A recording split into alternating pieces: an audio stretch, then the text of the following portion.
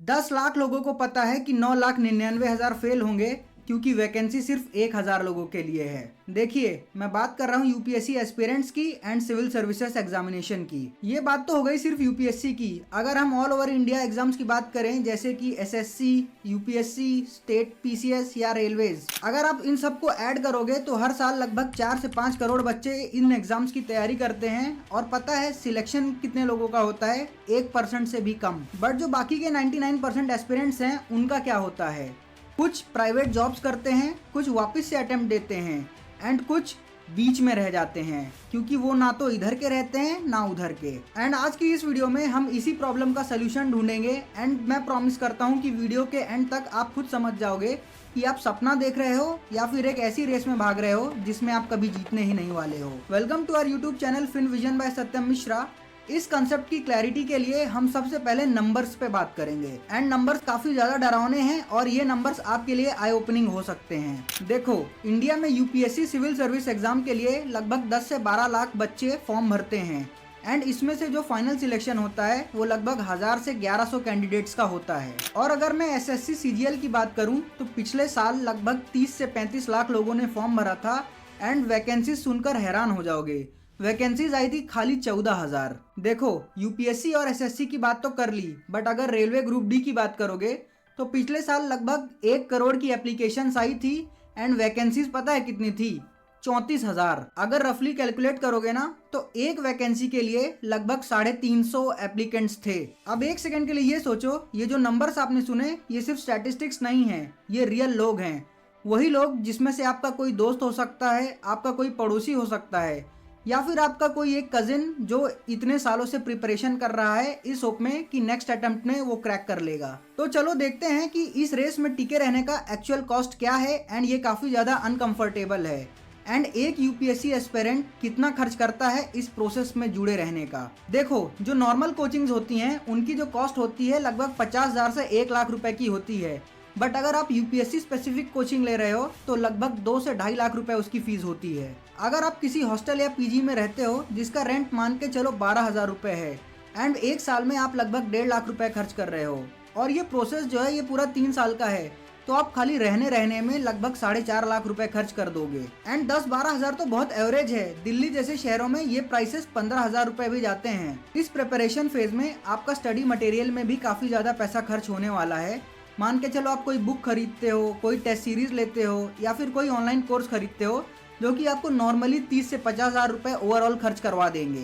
And जो बाकी छोटे मोटे खर्चे हैं जैसे कि आपके बिल्स हो गए, ट्रैवलिंग हो गई या फिर कोई मेडिकल इमरजेंसी हो गई, वो तो मैं कैलकुलेट ही नहीं कर रहा हूँ। एंड एक कॉस्ट जो आपको प्रिपरेशन के बीच हमेशा प्रेशर में रखती है वो है अपॉर्चुनिटी कॉस्ट।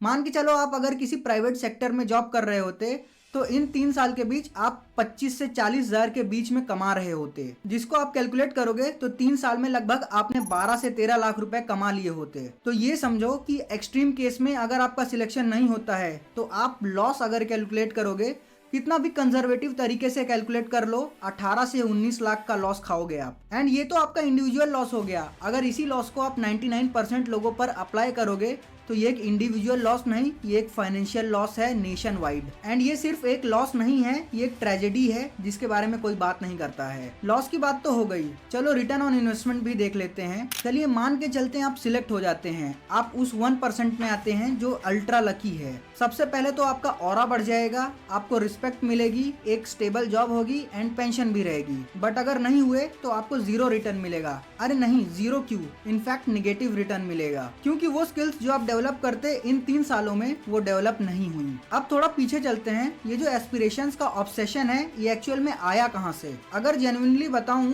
तो ये किसी ने डिसाइड नहीं किया था कि मुझे सरकारी नौकरी चाहिए।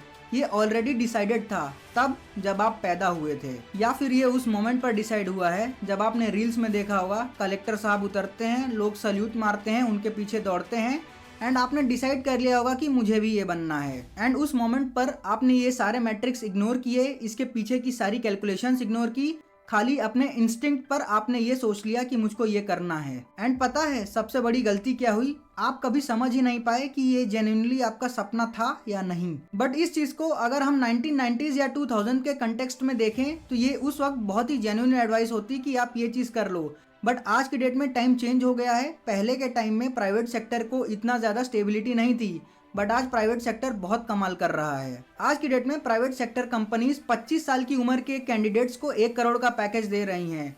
स्किल्स मैटर करती है, कंटेंट क्रिएशन मैटर करता है, फ्रीलांसिंग ऑप्शंस अवेलेबल हैं। इन शॉर्ट आज की डेट में इन सारी चीजों को वैल्यू दी जा रही है जो उस वक्त नहीं दी जाती थी। देखो दुनिया बदल गई है बट एडवाइस नहीं बदली है। हम आज भी उसी रेस में दौड़ रहे हैं जिसका ट्रैक 30 साल पहले बना था। और अब आता है सबसे डेंजरस पार्ट। मान लो आपने 2 साल एग्जाम को दिए एंड आपका सिलेक्शन नहीं हुआ, तो नॉर्मल इंसान क्या सोचेगा, चलो यार इसको खत्म करते हैं, कुछ और नया ट्राई करते हैं।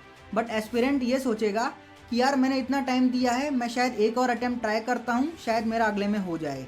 एंड साइकोलॉजी में इस कंसेप्ट को हम संक कॉस्ट फैलेसी कहते हैं। ये एक्सप्लेन करता है कि हम लॉस मेकिंग चीज़ में इन्वेस्ट करते रहते हैं क्योंकि हम पहले से उसमें इन्वेस्ट करते आ रहे हैं। एग्जाम्पल के लिए समझो कि आप एक मूवी देखने गए हो एंड वो बिल्कुल भी अच्छी नहीं है, पर आप उसको 2 घंटे तक देखोगे क्योंकि ऑलरेडी आपने उसके टिकट में पैसे खर्च कर चुके हो। बट उस मोमेंट पर आप ये नहीं सोचोगे कि यार मेरे 2 घंटे भी तो बर्बाद हो रहे हैं, आप ये सोचोगे कि यार मैं इन्वेस्ट तो कर ही चुका हूँ। और इसके साथ एक और चीज़ यहाँ पर आती है, आइडेंटिटी क्राइसिस। मान के चलो जब भी आप कोई चीज़ कर रहे होते हो, 4-5 साल से तैयारी कर रहे हो, ये आपकी पहचान बन जाती है कि यार मैं तो यूपीएससी एस्पिरेंट हूँ, मैं इसको कैसे छोड़ दूंगा। ये जो सेंटेंस है ना, ये एक डिस्क्रिप्शन नहीं है, ये आपकी पर्सनैलिटी बन जाता है। तो जिस मोमेंट पर आप ये डिसाइड करते हो कि मैं इस एग्जाम को अब छोड़ दूंगा, उस मोमेंट आप खुद को खो देते हो। एंड यही एक रीजन है कि लाखों लोग इस रेस में दौड़ते हैं ये जानते हुए कि जितने भी ऑड्स हैं सब उनके अगेंस्ट में हैं। और एक चीज जो कोई भी एस्पिरेंट कभी नहीं बोलता बट हमेशा फील करता है, जब भी उसके पेरेंट्स किसी और की सक्सेस उससे डिस्कस करते हैं, उसको ये लगता है कि एक ही सेंटेंस में उसकी सारी मेहनत बर्बाद हो गई है। एंड इंडिया में एक पैरेलल एग्जाम हमेशा चलता होता है, गवर्नमेंट एग्जाम नहीं, कंपैरिजन एग्जाम। पड़ोसी का बेटा सिलेक्ट होता है तो आपके घर में टेंशन होती है, या फिर आपका कोई दोस्त सेटल हो गया, उसकी शादी हो गई, तो आपको ये सुनने मिलता है कि यार उसका सब अच्छा चल रहा है बट तुम अभी भी प्रीवियस ईयर क्वेश्चन पेपर ही सॉल्व कर रहे हो क्या रूम में बैठ के। एंड ये सारी चीज़ें आपको बहुत हर्ट करती हैं। इससे आपके दिमाग में मेंटल प्रेशर आता है, एंजाइटी होती है एंड काफ़ी लोनलीनेस फील होता है। एंड इन सारी चीज़ों की वजह से आपकी रैशनल थिंकिंग बंद हो जाती है, आप लोगों से कनेक्ट करना पसंद नहीं करते एंड लाइफ में बाहर निकलना आपको हारने जैसा फील करवाता है। एंड ये जो चीज़ आप फील कर रहे हो ना, लोनलीनेस, इनएडिक्वेसी, ये सिर्फ आप ही नहीं पूरा ज़माना फील कर रहा है। बस बात यही है कि कोई बोलता नहीं है। देखो हमने प्रॉब्लम्स तो सारी डिस्कस कर ली, अब मैं आपको कुछ छोटे सोल्यूशंस बताऊंगा जो कि आप ले सकते हो एंड डेफिनेटली ये आपको हेल्प आउट करेगी। अब जो भी मैं आपको बात बोलूँगा वो कोई भी कोचिंग इंस्टीट्यूट आपको नहीं बोलेगा एंड वो आपको रिकमेंड भी नहीं करेंगे ये करने के लिए, क्योंकि आपके एनरोलमेंट से उनकी कोचिंग चलती है। देखो आप एग्जाम दो, पूरी मेहनत करो, अपना 100% दो, बट सिर्फ वही मत करो। एंड ये वीकनेस नहीं है, ये स्मार्टनेस है। देखो कुछ चीज़ें जो आप प्रिपरेशन के बीच में ही कर सकते हो, ये थोड़ी बहुत आपके प्रिपरेशन को हर्ट करेगी बट आपके फ्यूचर को सिक्योर कर सकती है। जो भी आप पढ़ते हो, जनरल नॉलेज, करंट अफेयर्स या फिर रीजनिंग, ये सारी चीज़ें आप यूट्यूब पर शेयर करो। 6 महीने में आपकी एक छोटी ऑडियंस बन जाएगी। अगर एग्जाम क्रैक हुआ तो आपकी ऑडियंस बढ़ेगी एंड नहीं क्रैक हुआ तो भी आपकी ऑडियंस बढ़ती रहेगी, क्योंकि आप मेहनत कर रहे हो, कोई वैल्यूएबल चीज़ शेयर कर रहे हो। हिस्ट्री, ज्योग्राफी, यही सारी चीज़ें तो आप प्रिपरेशन के बीच पढ़ते हो ना। तो कोई भी 10th स्टैंडर्ड या 12th स्टैंडर्ड के बच्चे को आप हिस्ट्री, ज्योग्राफी, ये सारे सब्जेक्ट्स पढ़ाओ, 2-3 बच्चों को पढ़ाओ, आपके महीने के 4 से 5 हज़ार रुपए ऐसे ही बनने लगेंगे। एंड रफली आपका दिन का 1.5-2 घंटा ही जाएगा। और दिन भर आप बुक लेकर तो नहीं पढ़ते रहते हो, ये मुझे भी पता है, बट फ्यूचर के लिए थोड़ा टाइम तो दे ही सकते हो 24 घंटे में से।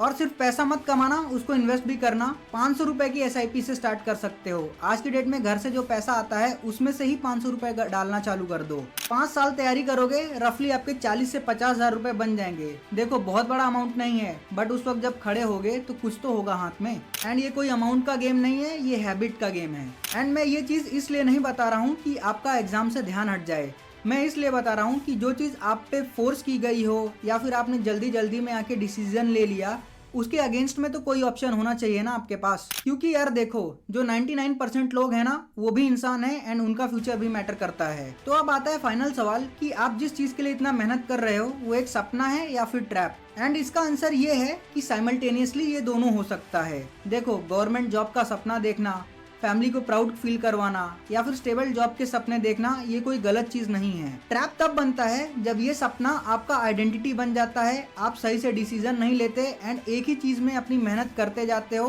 टाइम को इग्नोर करते हो। एंड इस ट्रैप में मत पड़ना कि मैं सिर्फ प्लान ए पर फोकस करता हूँ, क्योंकि अगर मैंने प्लान बी बनाया तो मेरा प्लान ए से ऑटोमेटिकली फोकस हट जाएगा। प्लान बी रखना बहुत ही ब्रेव काम है। एग्जाम देना और उसके साथ साथ पैरेलली एक सिस्टम बिल्ड करना, ये हर किसी के बस की बात नहीं होती। अगर आपको ये वीडियो हेल्पफुल लगा तो लाइक करो एंड अपने उस फ्रेंड को शेयर करो जो कोचिंग में बैठा है बट फाइनेंशियली अभी तक प्रिपेयर नहीं है। एंड शायद ये वीडियो शेयर करने के बाद आप और वो दोनों इस चीज पर डिस्कस करना आज से स्टार्ट कर दो। एंड चैनल को सब्सक्राइब कर लो, बेल आइकन दबा लो ताकि ऐसा कंटेंट मिस ना हो सके। Thank you.